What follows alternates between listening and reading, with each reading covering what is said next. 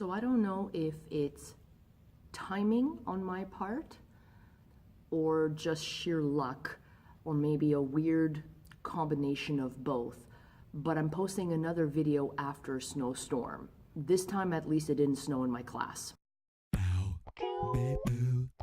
Well, the first part of this video is a response to John Green's video on whether or not textbooks are becoming obsolete on his YouTube channel, Vlogbrothers. It's difficult to answer that question because from my perspective as a high school teacher in Quebec, my biggest issue with textbooks are not whether or not they are obsolete or becoming obsolete. It's whether or not they're meaningful. And sometimes you can get your hands on a new textbook that is completely meaningless to students and is a total waste of money. From an administrative point of view, how much money am I going to dump on a textbook that will need to be literally chucked out the window the following year because the ministry determined that, well, this is not an appropriate book, this is not an adequate book, this book does not meet our standards. So it's really tricky in that sense. And personally, as an educator, I'm not going to impose a textbook to my students or to my staff if I know that there's not going to be some long-term use. Even workbooks, workbooks have a short lifespan.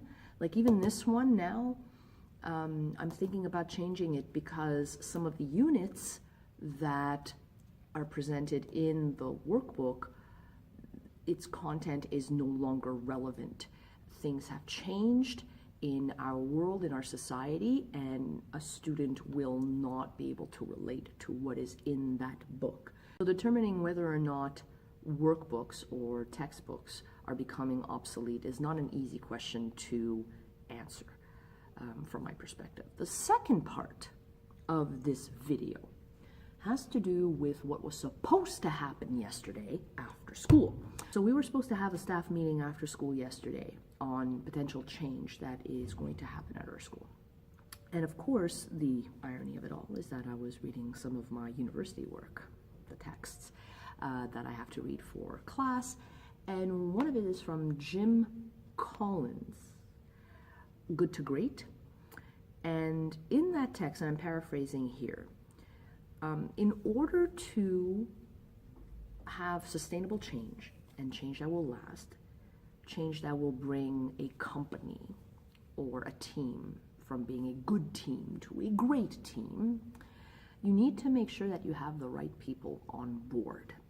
I can appreciate the use of the business analogies in explaining the realities of high school leadership and high school management. But can we really get rid of people who are not conducive to change in a school? I mean, we're unionized. Getting rid of people that way is it's not going to happen. So I'm questioning whether or not that text is truly the best text to give us when it comes to talking about change. As a future administrator, I want to see change happen when there is a problem. So it's Valentine's Day today, and who walks in? My vice principal to give me chocolate. So to get back on the topic of change, how can you instill change and fix something that is broken, or bringing a team that is already a good team to being a great team, knowing that you cannot get rid of these people? I mean, we cannot lay off people. We can't lay off teachers. In an education context, we cannot say, well, you know what, you kind of suck as a teacher, bye. No, that can't happen. That can't happen. And as a union delegate, I strongly discourage that, that practice. I think as an administrator, before I decide to do something as dramatic or drastic as what Jim Collins was proposing in his book, I think I would look to see what I can do to help those who are perhaps reticent to change, who are fearful of change, bring them to a point where they are willing to accept the change, not because it's for the team, but they will see something meaningful for themselves. What's their buy-in, basically? Just like meaningful textbooks and meaningful workbooks, change has to be meaningful to those it will affect. And that, I think, is where change will truly be a success. And that's when the group, the team, the school, the business will go from good to great. You can't just say, well, you're not towing the line, bye-bye. So I would like to hear from you guys.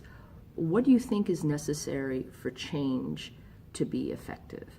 What is that key, that magic ingredient that will make something go from good to great?